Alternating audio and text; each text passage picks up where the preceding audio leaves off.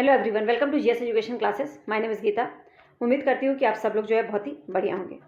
आज हम डिस्कस करने वाले हैं क्लास 8th की एनसीईआरटी की बुक ज्योग्राफी भूगोल में चैप्टर 6। ठीक है, ये आखिरी चैप्टर है मानव संसाधन। और ये चैप्टर जो है मैं 2 पार्ट में कराऊंगी। और आप लोग बता दूं कि ये जो चैप्टर है ना, समझने पर आधारित है। कहने का मतलब है कि चैप्टर बहुत ज़्यादा हार्ड नहीं है, लेकिन ये अगर आपको समझ में आ जाएगा ना तो आपको रटना नहीं पड़ेगा। ठीक है, और ये जो है मैंने पूरे एनसीईआरटी का इस तरीके से नोट्स बनाया है कि आपको जो है अलग से बुक्स पढ़ने की ज़रूरत नहीं पड़ेगी। आप इस नोट्स को जो है अच्छे से बस पढ़ लीजिएगा। याद रखिएगा, मैंने बोला अच्छे से पढ़ लीजिएगा, ऊपर ऊपर से नहीं, क्योंकि मैंने नोट्स जो है ये ऊपर ऊपर से नहीं बनाया, पूरा एनसीईआरटी का है। और लाइन टू लाइन जितना भी मुझे कुछ इंपॉर्टेंट लगता है सब कुछ जो है मैं इसमें शामिल करती हूँ, प्लस हाईलाइट कर देती हूँ, जिससे कि आप लोगों को जो है आप लोगों के लिए आसान हो जाए। तो अगर आप पेपर 2 एसएसटी की तैयारी कर रहे हैं और एसएसटी में एक अच्छा स्कोर करना चाहते हैं कि इस बार का जो सीटेट है वो आप पास कर लें, तो उसमें जो है जिन लोगों का एसएसटी है, याद रखिएगा एसएसटी और सीडीपी, ठीक है, एसएसटी सीडीपी और सभी सब्जेक्ट की पैडागोजी एक बहुत ही इंपॉर्टेंट रोल प्ले करता है। तो अगर आप इतना कर लेते हैं ना, जितना जिस तरीके से मैं बता रही हूँ कर लेते हैं, तो आप देखिएगा आपका जो पेपर है वो क्लियर हो जाएगा। बस ये इसलिए क्लियर नहीं हो जाएगा कि जैसे मैंने बोल दिया, आप लोगों को इस पर काम करना पड़ेगा, आप लोगों को इसको जो है उसी तरीके से पढ़ना पड़ेगा। ठीक है, याद रखिएगा, जब तक आप पढ़ेंगे नहीं तब तक कुछ भी नहीं होने वाला है। किसी के कहने से कुछ नहीं होता है। जो मैं प्रैक्टिस करवाती हूँ वो आप जो है बिल्कुल भी मिस मत कीजिएगा। और जो एनसीईआरटी करवा रही हूँ प्लस सीडीपी, याद रखिएगा सीडीपी और पैडागोजी, इसे जो है आपको मिस नहीं करना है अगर आप सीटेट क्लियर करना चाहते हैं तो। ठीक है, आप लोगों के लिए मैं काम कर रही हूँ। अगर आप सेल्फ स्टडी कर रहे हैं तो आपको यहाँ से जो है एक हेल्प मिल जाएगी। आप लोगों को बता दूँ 6 to 8 तक की अब जो ज्योग्राफी है वो आपकी पूरी कंप्लीट हो जाएगी। एक क्लास और मैं दूंगी जो कि आप लोगों का, क्योंकि कल तो होगी नहीं क्लास, अब ट्यूसडे तक, तो ट्यूसडे को कहीं ना कहीं क्लास होगी, तो उसमें जो है आप लोगों का ये कंप्लीट हो जाएगा। तो पहले जो है ज्योग्राफी पूरी कंप्लीट कर लीजिए, अब फिर उसके बाद हम हिस्ट्री स्टार्ट करेंगे। ठीक है, तो चैनल पे नए तो सब्सक्राइब कर लीजिएगा। अगर आपको सीटेट के बेसिक से तैयारी करना है या सीटेट के रिगार्डिंग टिप्स एंड ट्रिक्स की ज़रूरत है तो आप जो है जुड़ सकते हैं। वीडियो पसंद आए तो please hit like button and लोगों के साथ जरूर शेयर कीजिएगा जो लोग भी सेल्फ स्टडी कर रहे हैं। हम स्टार्ट करते हैं चैप्टर। तो देखिए, मानव संसाधन, पहले इसे थोड़ा सा समझते हैं। अगर ये आपको समझ में आ गया ना तो आगे के जो चैप्टर है, आगे का सब कुछ वो जो है आपके लिए थोड़ा आसान हो जाएगा। तो इसको थोड़ा सा समझिएगा।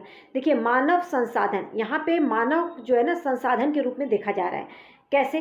देखिए, किसी भी राष्ट्र में या किसी भी देश में जो वहाँ के लोग हैं ना, वही सबसे बड़ा संसाधन है। कहने का मतलब है मानव जो है ना सबसे बड़ा संसाधन है। अब देखिए, प्रकृति से जो भी कुछ चीज़ें आपको मिलती हैं, अब वो आपके लिए कितनी उसकी आवश्यकता है, वो चीज़ें कितनी आपको महत्वपूर्ण है, वही जो है संसाधन बनाती हैं। अगर वो चीज़ आपके लिए जो है उपयोगी है, आपके लिए महत्वपूर्ण है, तो वो क्या है? आपके लिए एक संसाधन है। समझ में आया ना? अब यहाँ पे जो है मनुष्य की जो आवश्यकता है, उसकी जो योग्यता है, समझ में आ रहा है ना, किसी भी मनुष्य की। अब यहाँ पे मानव को संसाधन क्यों बोला जा रहा है? क्योंकि जो मनुष्य की आवश्यकता है, जो उसकी योग्यता है, जो उसका कौशल है, जो उसकी क्षमताएं हैं, वही जो है किसी भी चीज़ को संसाधन में परिवर्तित करता है। मतलब प्रकृति को किसमें? संसाधन में बदल देता है। तो मानव की जो भी आवश्यकता है, उसकी आवश्यकता ही, उसके कौशल ही, उसके मांग ही, उसकी योग्यताएं ही किसी भी प्रकृति को किसमें बदल देती है? संसाधन में।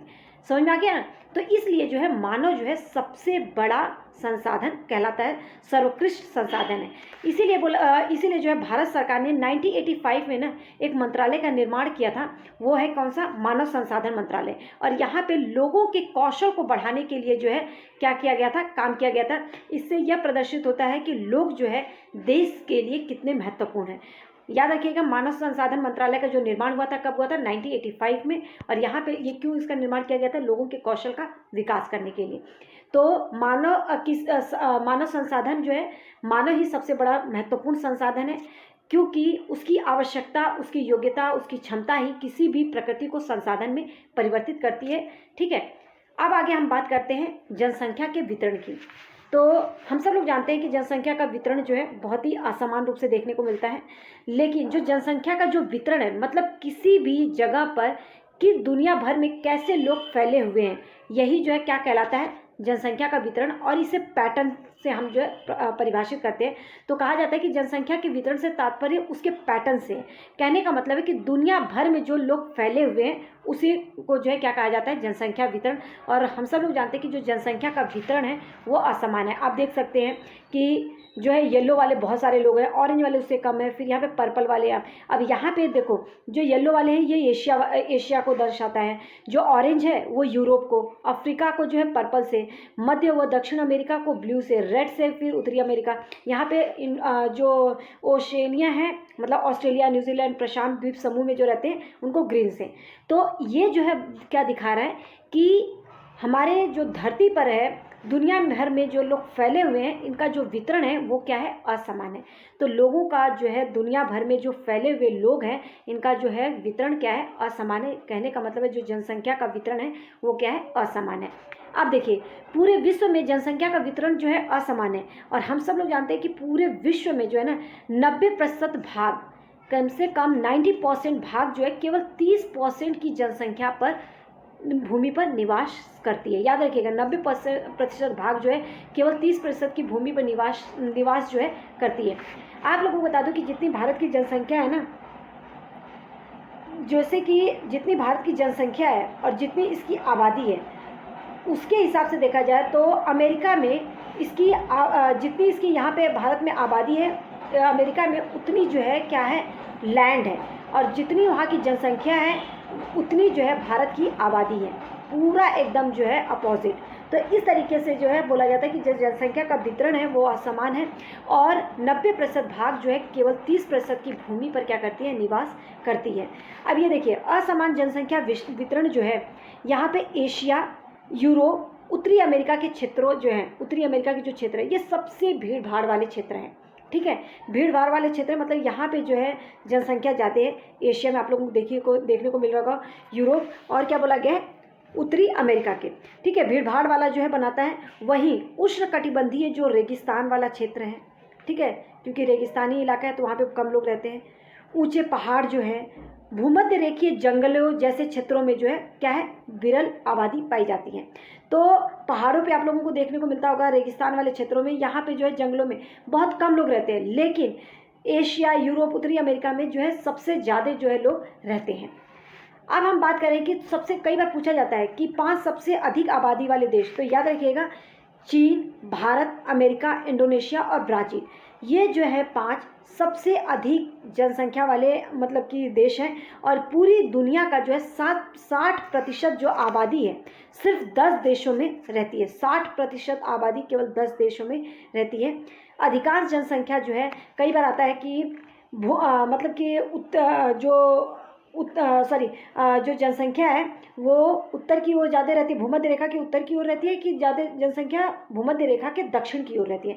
तो याद रखिएगा सबसे अधिक जो जनसंख्या है भूमध्य रेखा के दक्षिण की ओर नहीं बल्कि भूमध्य रेखा के उत्तर की ओर रहती है। ठीक है, जैसे कि आप लोगों को मैं बता दूं, ये हमारा मान लो कि ये ग्लोब है तो ये जो है भूमध्य रेखा है, तो उत्तर वाले क्षेत्र में ज़्यादा जनसंख्या रहती है बजाय कि दक्षिण क्षेत्र के। ठीक है, विश्व की 3/4 जनसंख्या जो है अफ्रीका और एशिया में निवास करती है। मतलब कि 3/4 जनसंख्या मतलब जनसंख्या का एक बहुत बड़ा भाग जो है आपको एशिया और अफ्रीका में देखने को मिलेगा। अब हम बात करते हैं जनसंख्या के घनत्व का। जो जनसंख्या का घनत्व है ना, घनत्व का मतलब कि किसी भी क्षेत्र में मतलब कि किसी भी इकाई क्षेत्र में कितने लोग रहते हैं। ठीक है, तो आप लोगों को बता दूं कि जो जनसंख्या का घनत्व है विश्व की जनसंख्या, एक मिनट, हाँ पेन ले लेते हैं। विश्व की जनसंख्या का औसत घनत्व जो है 51 व्यक्ति प्रति वर्ग किलोमीटर है। इसको समझने से पहले एक चीज़ समझिएगा कि ये जनसंख्या घनत्व कैसे मतलब बताया कैसे जाता है। तो किसी भी मतलब कि ये मान लो ये पृथ्वी है, ठीक है, पृथ्वी के पृष्ठ पर इकाई क्षेत्र में रहने वाले लोगों की संख्या को जनसंख्या घनत्व जो है कहा जाता है। मतलब कि जो भी एक इकाई क्षेत्र में कितने लोग रहते हैं, अब एक इकाई क्षेत्र से नहीं समझ में आ रहा तो 1 वर्ग किलोमीटर में कितने लोग रहते हैं वो जो है क्या बताता है, जनसंख्या घनत्व। तो इस तरीके से जो है पूरे विश्व का क्या बताया जाता है कि 51 व्यक्ति जो है प्रति वर्ग किलोमीटर में रहते हैं। मतलब कि प्रति वर्ग किलोमीटर में कितने व्यक्ति रहते हैं, 51 में। लेकिन आप लोगों को मैं बता दूं भारत में जो है प्रति वर्ग किलोमीटर में जो है कितने लोग रहते हैं, 382 व्यक्ति। ठीक है। अगर पूरे विश्व का देखा जाए तो 51 व्यक्ति आ रहा है, लेकिन आप देखिए कि भारत में जो है 382 प्रति वर्ग किलोमीटर में रहते हैं लोग, मतलब 1 वर्ग किलोमीटर में 382 लोग, ठीक है।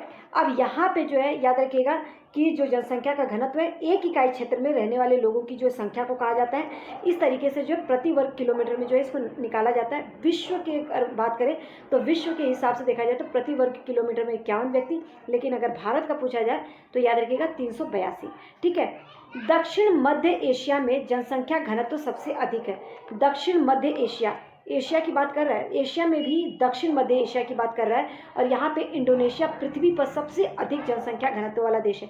याद रखिएगा पृथ्वी पर जो है सबसे अधिक जनसंख्या घनत्व वाला जो कोई देश पूछा जाए तो क्या है, वो इंडोनेशिया, ठीक है। तो अब ये 3 पॉइंट जो है आप लोगों को अच्छे से क्लियर हो गए होंगे। आगे हम बात करते हैं जनसंख्या के वितरण को प्रभावित करने वाले कारक, ठीक है। जनसंख्या वितरण को प्रभावित करने वाले कारक कौन से हैं, मतलब कि जो जनसंख्या का वितरण क्या है, असमान है, राइट। जनसंख्या का वितरण असमान है, क्यों है, उसका कारण क्या है, पहले भौगोलिक विशेषताएं देखते हैं। स्थलाकृति, कहने का मतलब है कि आप सब लोग जानते हैं कि ज़्यादातर लोग कहाँ पर बसते हैं, मैदानी क्षेत्रों में, क्योंकि वहाँ पे कृषि करना, वहाँ पे अगर नदियाँ रहेंगी पानी आसानी से मिल जाएगा, कृषि करना आसान है। स्थलाकृति जो है लोगों को बहुत ज़्यादा जो है मतलब प्रभावित करता है कि वहाँ पे लोग जो है बसेंगे या नहीं।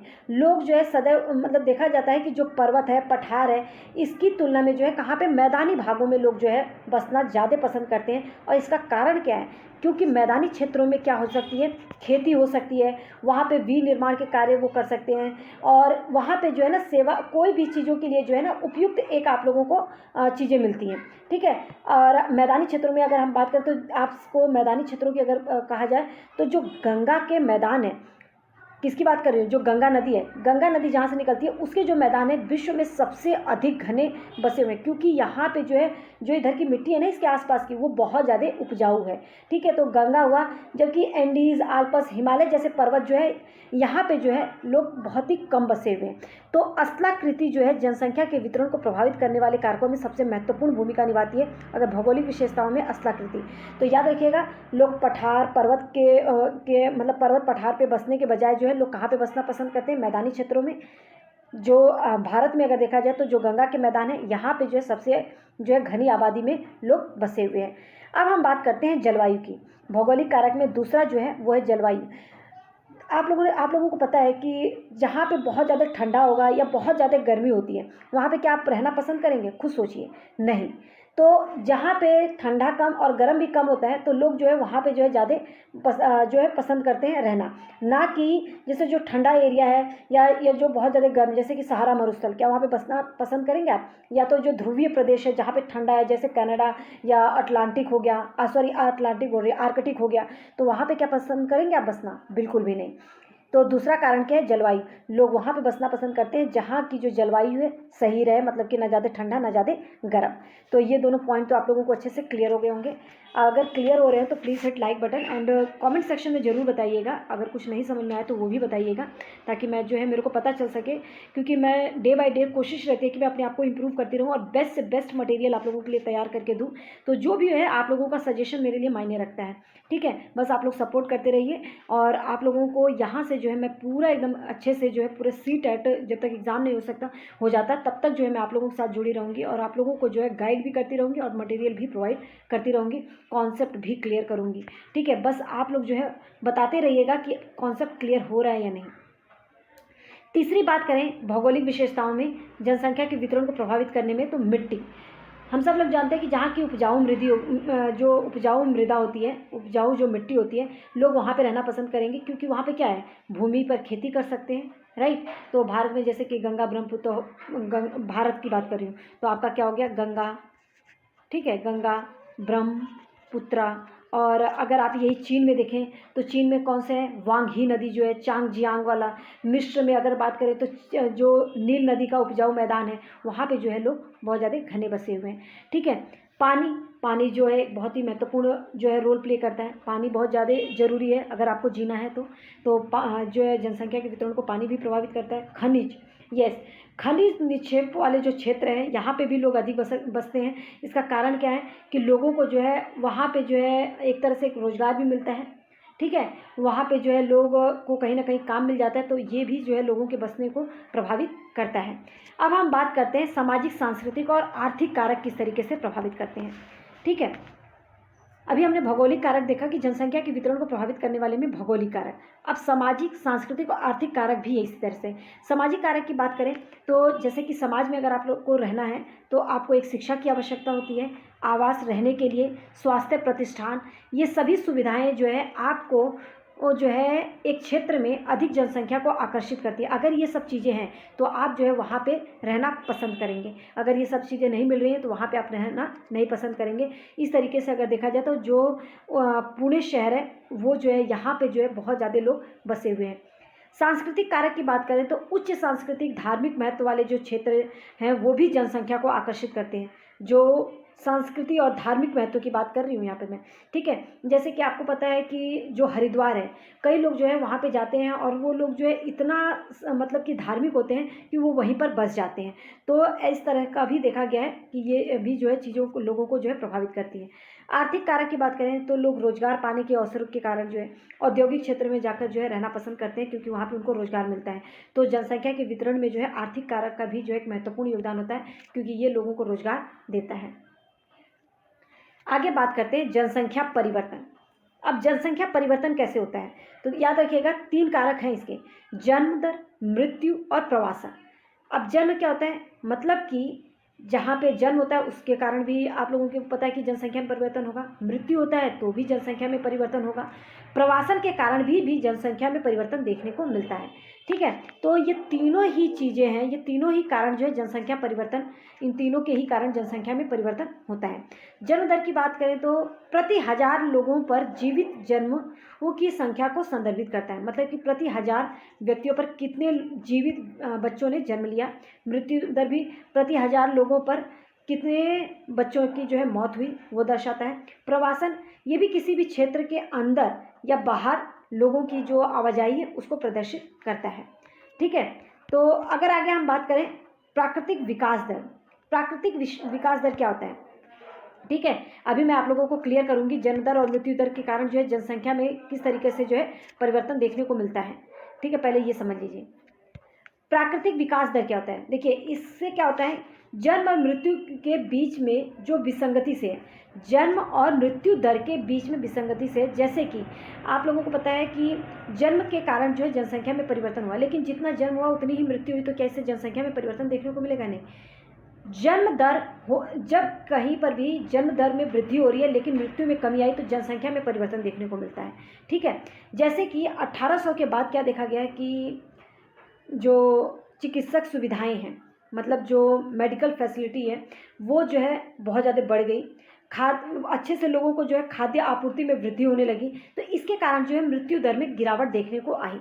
तो जन्म दर में वृद्धि हुई और मृत्यु दर में गिरावट, तो इससे क्या हुआ, जनसंख्या में हमें क्या देखने को मिला? वृद्धि। ठीक है, क्या देखने को मिला? जनसंख्या में वृद्धि देखने को मिला, मतलब कि मृत्यु दर से जन्म दर का अधिक होना। मृत्यु दर कम हो रहा है, जन्म दर अधिक हो रहा है, इसलिए जो है जनसंख्या में क्या हो रही है? वृद्धि हो रही है। तो जन्म दर का अधिक होना, मृत्यु दर कम होना, और इसके कारण जो है आपको क्या दिखेगा? जनसंख्या में वृद्धि। आगे हम बात करते हैं किसकी? प्रवासन। प्रवासन क्या होता है? देखिए किसी जगह पे आना या किसी भी जगह को छोड़ना क्या कहलाता है? प्रवासन। अब प्रवासन के कारण भी जो है आपको क्या देखने को मिलता है? जनसंख्या में परिवर्तन देखने को मिलता है। अब देखिए जो प्रवासी होता है, प्रवासी को ही उत्प्रवासी भी बोला जाता है, ये दोनों ही वर्ड याद रखिएगा। प्रवासी और उत्प्रवासी एक ही है। किसी भी देश को अगर आप छोड़ देते हैं, कहीं पर आप रह रहे हैं, उस देश को छोड़ देते हैं कोई भी कारण हो, तो उसको क्या कहा जाता है? प्रवासी या उत्प्रवासी। किसी भी देश में अगर आप आ जाते हैं उसको कहा जाता है अप्रवासी। अ से ही मतलब आना, ठीक है। अप्रवासी मतलब आना, किसी भी देश में आना, चाहे आप रोजगार के लिए आए हो या बेहतर सुविधाओं के लिए आए हो, चाहे जिसके लिए भी, तो ये भी क्या होता है? प्रवासन का ही एक मतलब ये भी प्रवासन का ही पार्ट है। प्रवासी, उत्प्रवासी का मतलब होता है किसी भी देश को छोड़ देना, या अप्रवासी को देखा जाए तो अप्रवासी का मतलब है किसी भी देश में आ जाना। ठीक है, इसके कारण भी जो है जनसंख्या के आकार में क्या देखने को मिलता है? परिवर्तन। ठीक है, जैसे कि संयुक्त राज्य जो अमेरिका है, संयुक्त राज्य अमेरिका को प्रवासन के माध्यम से एक बहुत बड़ी आबादी प्राप्त हुई। कहने का मतलब है प्रवासन के माध्यम से बोला गया है, ठीक है। कहने का मतलब है कि वहाँ पे जो है बहुत सारे लोग जो है आए, क्यों? रोजगार के लिए। जबकि सूडान को जो है बाहरी प्रवासन के कारण अपनी आबादी का एक बड़ा हिस्सा खोना पड़ा। मतलब कि यहाँ पर जो है सूडान के लोग जो है दूसरी जगह पे के कारण जो है एक बहुत बड़ा हिस्सा जो है खोना पड़ा था। तो समझ में आ गया ना कि संयुक्त राज्य अमेरिका, इसमें ऑस्ट्रेलिया का भी नाम आता है। ऑस्ट्रेलिया, संयुक्त राज्य अमेरिका और ऑस्ट्रेलिया दोनों ही जो है प्रवासन के माध्यम से एक बहुत बड़ी आबादी प्राप्त हुई। कहने का मतलब है कि यहाँ पे जो है आप प्रवास बढ़ा, लोग बाहर से आके लोग जो है यहाँ पे क्या हुआ, यहाँ पे जो है लोग आए किस लिए? रोजगार के लिए। तो इसके कारण जो है आबादी बढ़ी। लेकिन सूडान में जो है बाहरी प्रवासन के कारण, मतलब लोग जो है यहाँ को छोड़ के जो है चले जाने के कारण जो है इस यहाँ की आबादी का जो है एक बहुत बड़ा हिस्सा जो है खोना पड़ा सूडान को, ठीक है। तो ये जो है प्रवासन के कारण भी जो है इसी तरीके से जनसंख्या के आकार में परिवर्तन देखने को मिलता है। एक चीज़ और आप लोगों को मैं बता देती हूँ, क्या मैंने पता नहीं बताया नहीं, प्राकृतिक विकास दर, इसी को जो है प्राकृतिक वृद्धि दर भी कहते हैं। जनसंख्या में जो वृद्धि, प्राकृतिक विकास दर, सॉरी ये नहीं, क्या है? प्राकृतिक विकास, प्राकृतिक वृद्धि दर। प्राकृतिक वृद्धि दर पता है क्या होता है? मतलब कि एक मिनट, एक मिनट,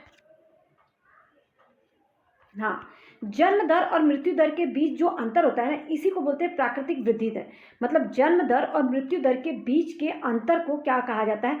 प्राकृतिक वृद्धि दर। ये याद रखिएगा, कई बार पूछा गया, इसलिए मैंने सोचा कि पता नहीं बताया नहीं, तो इस चीज़ को याद रखिएगा, प्राकृतिक वृद्धि दर क्या होता है। अब यहाँ पे समझ में आ गया कि प्रवासन के कारण भी जो है जनसंख्या के आकार में परिवर्तन देखने को मिलता है। कई लोगों को जो है अपना देश छोड़ना पड़ता है, कई लोग जो है किसी भी देश में आ जाते हैं। तो इन दोनों के कारण जो जनसंख्या के आकार में क्या होता है? परिवर्तन देखने को मिलता है। संयुक्त राज्य अमेरिका और सूडान का उदाहरण जो है आप लोगों को देकर बताया गया है। जनसंख्या के आकार में परिवर्तन का जो कारण होता है प्रवासन है, याद रखिएगा। अब यहाँ पे जो है आप देख सकते हैं कि किस तरीके से जो है विश्व में जनसंख्या की वृद्धि हुई, ठीक है। ईसा पूर्व से पहले की अगर देखें तो 1000 में, 1500 में देखिए, 1800 में जो है कितने 900 मिलियन लोग बढ़े, फिर 1900 में जो है ये बढ़ती हुई गई है, देखिए कितना जनसंख्या बढ़ गई। और आज की 25 की बात करें, मतलब कि 25 तक जो है बोला जा रहा है कि 8525 मिलियन जो है जनसंख्या की वृद्धि हो जाएगी। तो ये था कि जनसंख्या में वृद्धि के मतलब जनसंख्या के आकार में परिवर्तन किस तरीके से होता है, जन्म दर, मृत्यु दर और प्रवासन के कारण। तो ये मैंने आप लोगों को जो है क्लियर कर दिया है। अब इसके आगे का जो है थोड़ा सा और है, जिसमें कि पिरामिड आप लोगों को मैं समझाऊंगी किस तरीके से, मतलब कि किसी भी देश की जो जनसंख्या किस तरीके से पिरामिड को जो है दिखाना है। तो उसमें जो है हम लोग नेक्स्ट क्लास में करेंगे, और ये ट्यूसडे को क्लास होगी। इसके बाद जो है आप लोगों की ज्योग्राफी कंप्लीट हो जाएगी। अगर आप लोगों को ये नोट्स पसंद आ रहे हैं तो लोगों के साथ ज़रूर शेयर कीजिएगा। बहुत सारे ऐसे लोग हैं जिनको की ज़रूरत है कोचिंग। देखिए मैं तो यही बोलूँगी कि CTET के लिए कोचिंग की ज़रूरत नहीं है। आप लोग जो है बिना पैसा खर्च किए जो है अगर एक सही तरीके से पढ़े ना, तो आप जो है घर से जो है अपनी तैयारी करके CTET निकाल सकते हैं। बस ज़रूरत है कि अपने आप को एक डिसिप्लिन में बांधें और डेली जो है कंसिस्टेंसी बनाए रखें। डेली जो है थोड़ा थोड़ा पढ़ेंगे तो आप ज़रूर जो है ये CTET एग्ज़ाम जो है क्लियर कर सकते हैं। लेकिन करना आपको है, मैं तो सिर्फ आपको गाइड कर सकती हूँ, मैं आपको केवल एक हेल्प कर सकती हूँ, ठीक है। तो उम्मीद करती हूँ ये सब चीज़ें जो आप लोगों को समझ में आ गई होंगी। वीडियो पसंद आई तो please hit like button. Thanks for watching, और लोगों के साथ जरूर शेयर कीजिएगा। नए हैं तो चैनल को सब्सक्राइब कर लीजिए ताकि आने वाली वीडियो की नोटिफिकेशन आपको टाइम पर मिल सके। कीप सपोर्ट, मैं आप लोगों के साथ ऐसे ही करती रहूँगी, बनी रहूँगी एग्ज़ाम तक, ठीक है।